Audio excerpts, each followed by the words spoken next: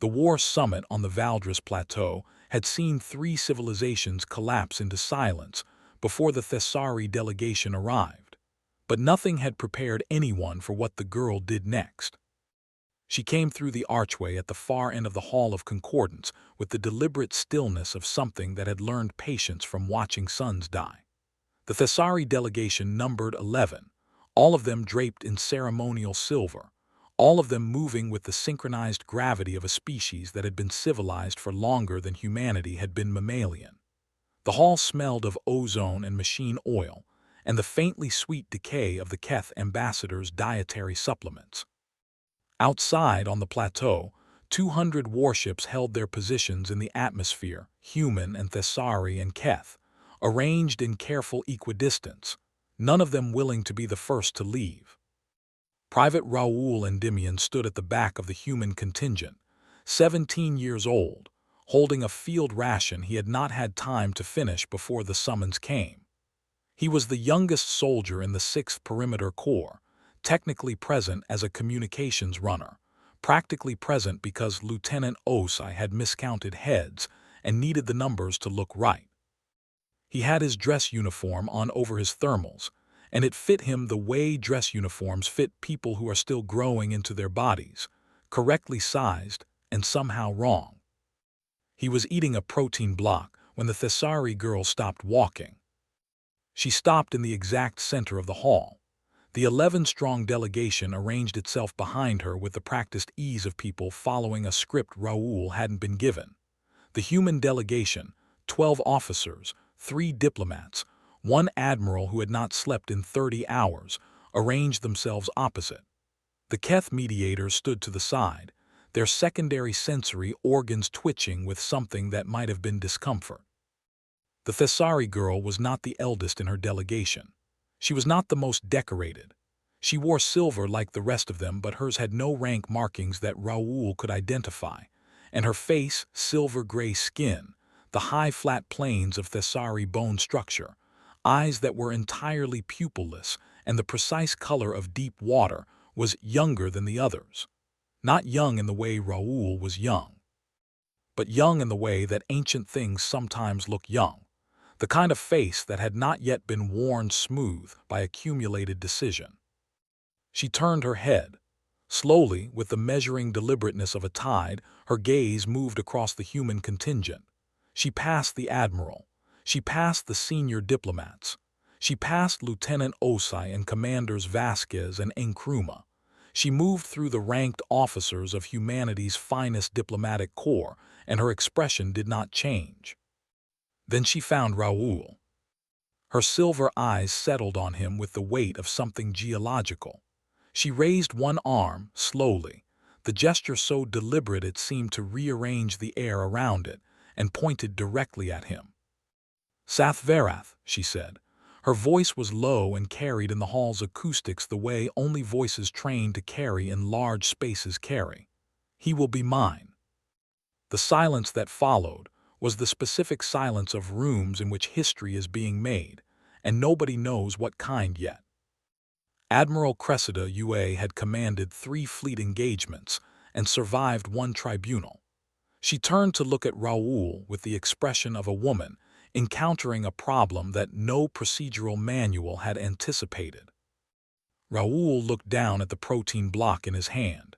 He looked up at the girl who had 3 centuries of existence behind those silver eyes. He looked at the admiral. He looked back at the girl. "Ma'am," he said, "I don't even have my own bunk yet." The Thessari elder on the girl's left, ancient, ranked, radiating the specific authority of someone accustomed to being the one who spoke, stepped forward. He pressed his right hand flat against his chest in the Thessari gesture of formal witness. "The eldest daughter Velanath has invoked the Sathvarath," he said. His standard was precise and very old, the kind learned from recordings rather than speakers. "This has not occurred in 400 years. We ask that the human delegation receive it with appropriate gravity." "What," said Commander Vasquez, very quietly to no one in particular, "is the Sathvarath?" Raoul did not know either. He would learn over the hours that followed that it was a choosing, the Thessari word for which had no single human translation, but encompassed something between recognition, claim, and theological declaration. He would learn that it could only be invoked by an eldest daughter, that it could not be withdrawn, that it had last been used 4 centuries ago when a Thessari elder had recognized in a dying world the shape of something worth preserving. He would learn all of this later. In the moment, he stood at the back of the room holding a half-eaten protein block, 17 years old, with the weight of a 300-year-old gaze on his face, and felt the specific vertigo of a life that had just changed direction without asking his opinion. Velanath did not look away. She was still pointing. Outside, in the held breath of the atmosphere, 200 warships waited for someone to decide what happened next. Velanath had lived 312 years, and in all that time she had never seen a creature willingly walk toward its own extinction and call it duty. She had been watching humans for 6 of those years, since the Thessari Observational Corps had assigned her to study the species that had arrived at the galaxy's middle territories with improbable speed and improbable audacity, and no apparent awareness that what they were doing was, by any rational measure, impossible. She had read their histories. She had watched their battles, not their victories, which were unremarkable, but their defeats, which were not. She had catalogued the anomalies, the persistence past logic, the attachment to objects and persons that served no evolutionary purpose, the way they named their ships and their weapons and their camps, as though giving a thing a name was a form of protection, or perhaps a form of love. She had come to the Valdris Plateau because she had been ordered to come. She had invoked the Sath-Varath because she could not do otherwise. She had not expected it to be this complicated. The skirmish began at 3:40 hours on the eastern border of the neutral zone, where a Keth patrol had strayed 11 kilometers into territory that was technically human. The 6th Perimeter Corps scrambled 2 squads. Raoul Endymion was in the 2nd squad, and Velanath, who had been granted observational access to the human encampment, as part of ongoing diplomatic negotiations that everyone was pretending were going well, stood on a ridge 200 meters from the action and watched. She watched the squads deploy with the clean efficiency of people who had practiced this. She watched the Keth patrol respond with countermeasures that were tactically sound and strategically useless. She watched the human soldiers do what human soldiers did: move fast, communicate in clipped fragments, trust each other with the kind of absolute certainty that took other species generations to build, and humans apparently assembled over shared meals and bad jokes. She watched Raoul. He was positioned on the left flank, covering an approach that no Keth unit was likely to use. He knew this. She could tell from his posture that he knew this, the particular alertness of someone who is watching anyway, because watching anyway is the job. He had his weapon up and his head down, and he was, by any measure, doing exactly what he had been told to do. Then a Keth soldier came through the eastern draw, moving wrong, legs dragging, one secondary limb hanging at an angle that meant structural damage to the shoulder joint. The Keth soldier was not attacking. The Keth soldier was not retreating. The Keth soldier was trying to get somewhere quiet enough to fall down. Raoul saw it. She watched him see it, watched his posture change, the calculation happen in real time, the decision that followed the calculation. He broke left.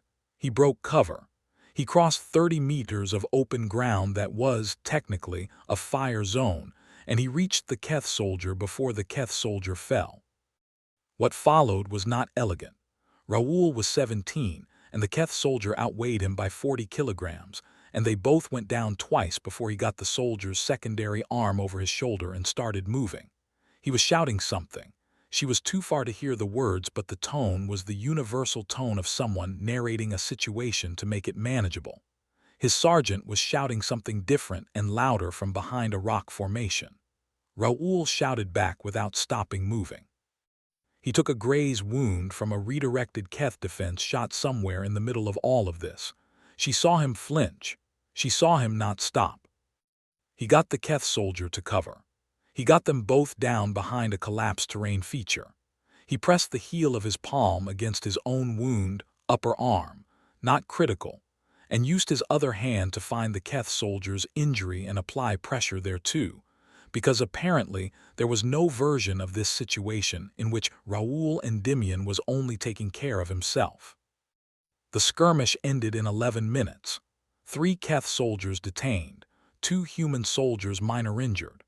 One Keth soldier, badly wounded, was taken to the human medical station instead of handed to the Keth authorities, because Raoul had argued about it with his sergeant for 4 minutes until the sergeant ran out of regulations that applied. Velanath came to the medical station at 6:20 hours and asked to speak with him. He was sitting outside on an equipment crate, his arm bandaged, eating another protein block. He looked up at her with the uncomplicated directness of someone who has not yet developed the habit of being afraid of her. "The Keth soldier," she said. "You knew it was an enemy combatant." "Yes." "You endangered your position, your mission, your own safety." "Yes." "Why?" He chewed. He swallowed. He looked at the middle distance for a moment with the expression of someone doing the math on a problem they haven't been formally asked to solve. "Because he was scared," Raoul said. "Same as me." Velanath stood in the blue pre-dawn light of an alien world and felt the specific disorientation of a philosophy encountering a gap in itself. She had 300 years of Thessari metaphysics behind her, and not a single framework that fit what she had just watched this boy do. The Thessari had categories for courage. They had categories for sacrifice. They had elaborate taxonomies of duty and loyalty, and the varieties of heroism. They had no category for what happened when you extended those things across enemy lines, as casually as passing someone a tool they needed. "Your people do this," she said. It was not quite a question. "Not all of them," Raoul said. "Some of them yell at you for breaking formation. But some of them do." He looked at her. Those eyes, brown, pupilled, young in the way that had no geological patience behind it, just 17 years of a particular kind of attention to the world, met her silver ones without looking away. "Yeah," he said, "some of us do."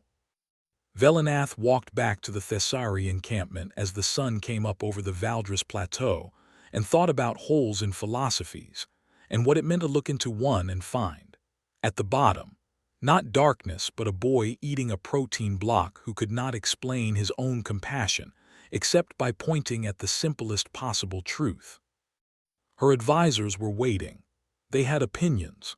She walked past them without stopping and sat in her meditation chamber and thought about the Sath Verath and what, exactly, she had recognized when she pointed.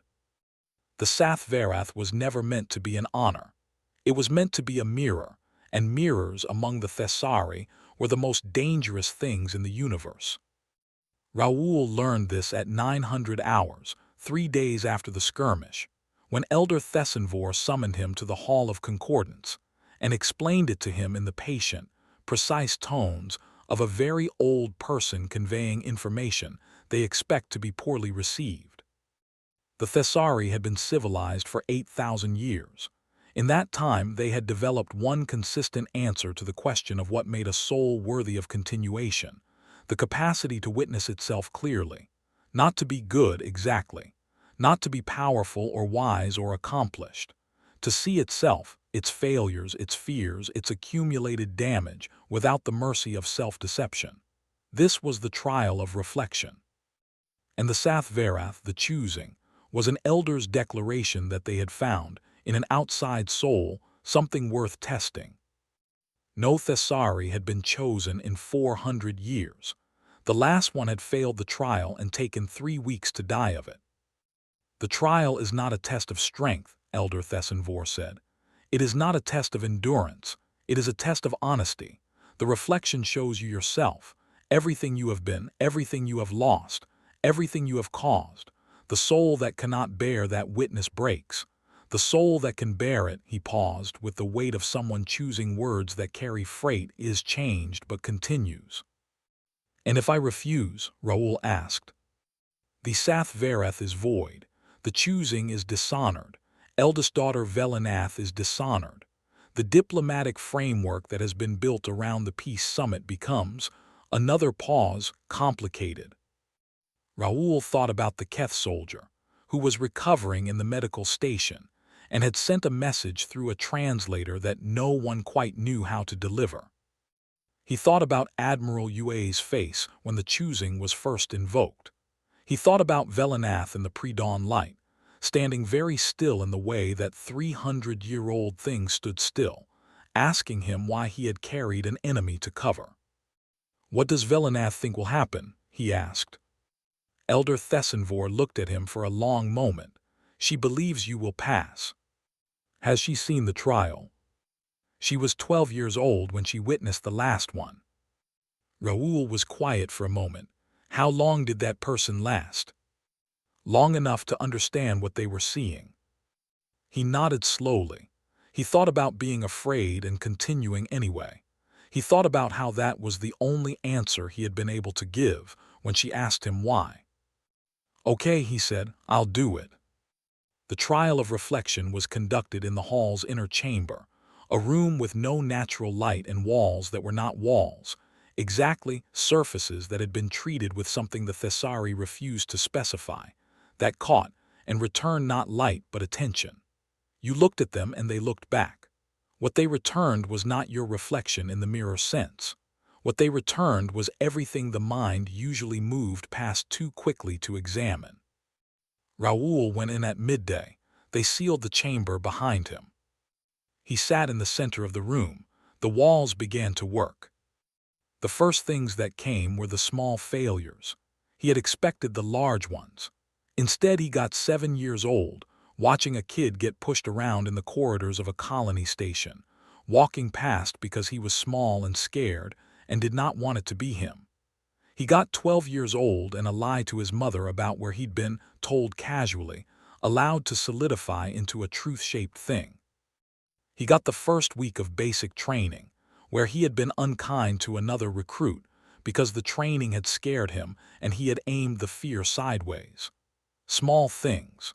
The ordinary inventory of an ordinary person's ordinary failures, laid out with the unsparing precision of a mind that had stopped protecting itself. Then the larger ones came. There was a moment on the ridge during the Keth skirmish that he had not told anyone about. A moment before he broke cover before the decision where he had looked at the Keth soldier going down and thought, "Not my problem." He had thought it clearly. He had thought it and then moved past it toward the other thing, but he had thought it first. The trial showed him this moment in full. It showed him the gap between the instinct and the action. It showed him that the heroism, if it was heroism, was not the absence of the thought but the decision that came after it. He sat with this for a long time. It was harder than he had expected, not because it was damning, because it was true. The room showed him people he hadn't saved. Not many, he was 17, his list was short. But the ones it had were there in full.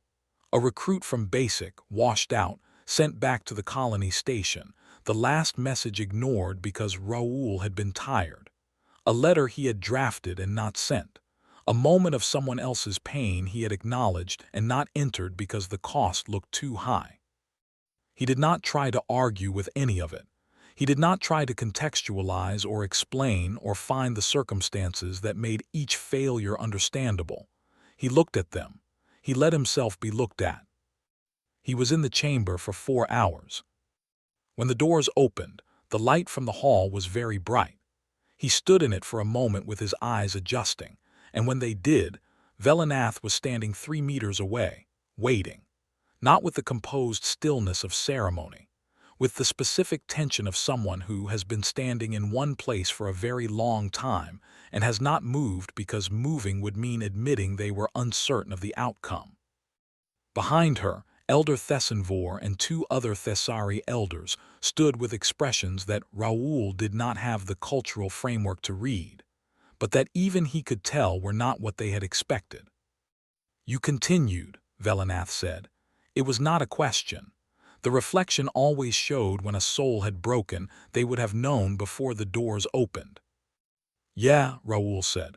His voice came out rougher than he intended. She crossed the distance between them and took his hand. Not in the way the ceremony had implied. Not with the authority of a choosing being completed, or a claim being formalized, or 300 years of Thessari metaphysics reaching its conclusion. She took his hand the way someone takes the hand of a person who has just come through something, which is the oldest gesture in any civilization that has ever had the concept of not being alone. Elder Thessenvor said something in Thessari that the translator rendered as, "The Sath Verath is completed. The peace summit may proceed." What he said in Thessari, Velanath would tell Raoul later, was closer to, "We did not know what we were looking for until we saw it." Outside, in the lowering afternoon light of the Valdres Plateau, the 200 warships were still holding their positions. They had been holding them for 4 days. They would, in the end, turn away from each other, not in defeat, not in victory, but in the particular mutual exhaustion of parties who have found, against their expectations, a reason to try something else.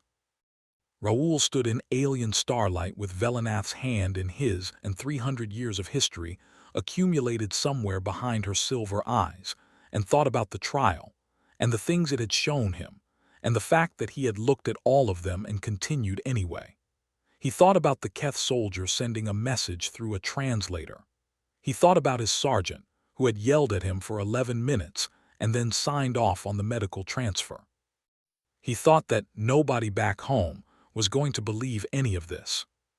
The starlight here was the wrong color, too blue at the edges, the Valdres sun burning in a spectrum that made everything look slightly dreamed.